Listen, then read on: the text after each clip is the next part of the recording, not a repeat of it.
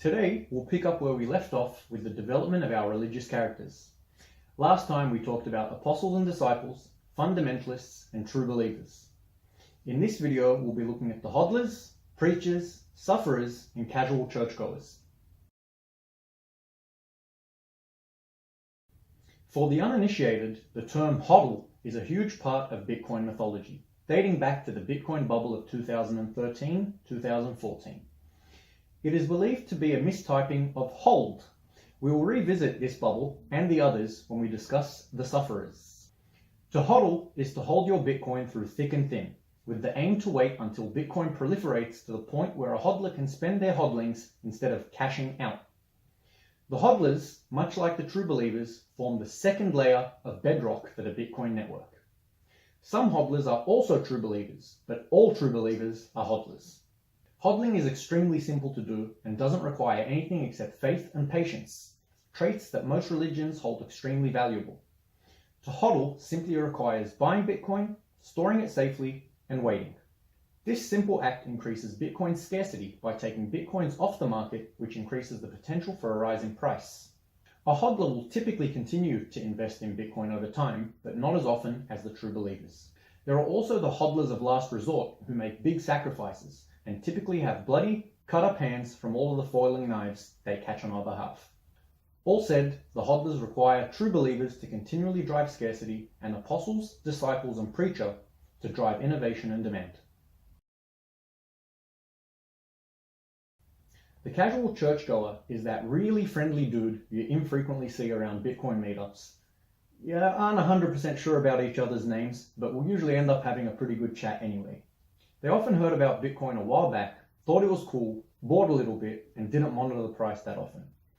You wouldn't exactly call them a hodler, even though he probably unwittingly engaged in the act of hodling.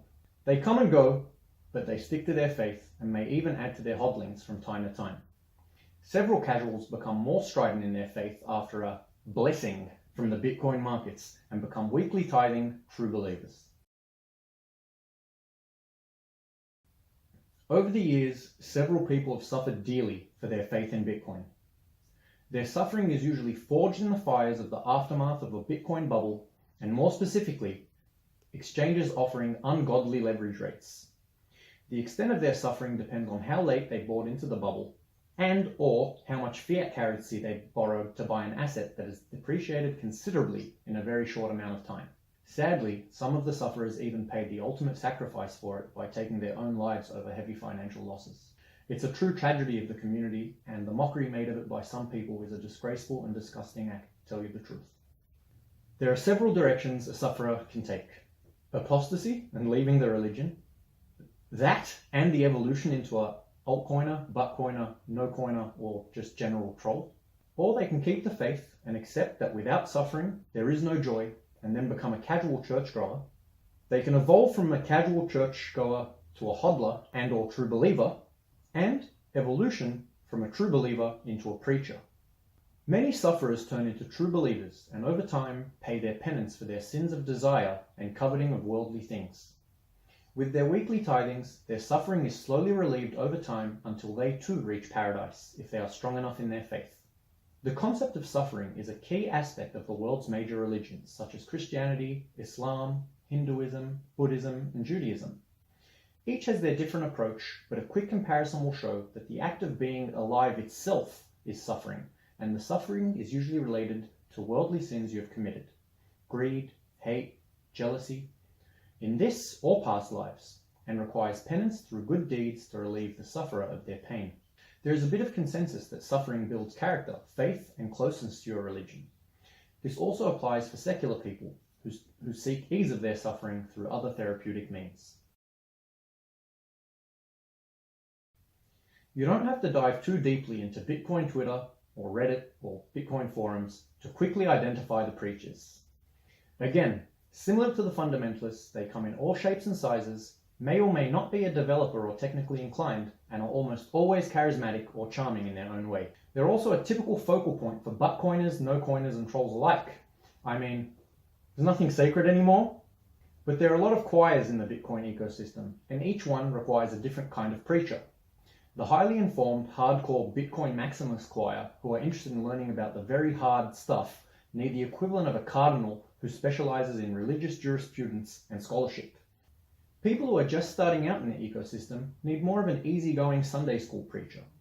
There are also several preachers who spread the message of Bitcoin's destiny and the economic, and by extension social, justice that Bitcoin will deliver to their flock. There are, however, some Westboro Baptist type extremist preachers who worship code and code alone and don't have any time for people wading into the religion for the first time. Perhaps their type of Bitcoin religion involves a lengthy conversion and initiation process, and even after intense study of the religion and religious laws, i.e. the core code, displays of genuine sincerity and belief, that is, GitHub contributions, and multiple vettings by reviewers and fundamentalists, you can still be rejected by some denominations across the vastly diverse Bitcoin community. Luckily, there are plenty of churches to go around, and you can follow the preachers of your choosing.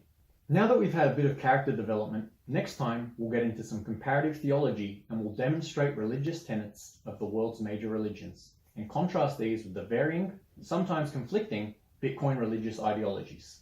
I may even build out a few full-blown hypothetical Bitcoin religious frameworks. In order to dedicate a bit of time to the secular, agnostic, atheistic, non-religious people who are technically the third largest religion with 1.2 billion adherents, I'll close by saying that Richard Dawkins famously argues that religions are a form of viral meme, but I won't get into the finer details of his arguments. Judging by all of the "it's over 9,000" Bitcoin memes we saw in 2017, you can bet that Bitcoin will proliferate when it's naturally ready to do so. Don't let your memes be dreams. Thanks again for watching, and don't forget about my 1 million Satoshi giveaway prize, due to be drawn on the 30th of November 2018. Here's the competition instruction video and more links below. From there, you can follow me on YouTube and Twitter to enter and get bonus entries for a whole range of other easy to do things. Good luck, and I'll see you next time.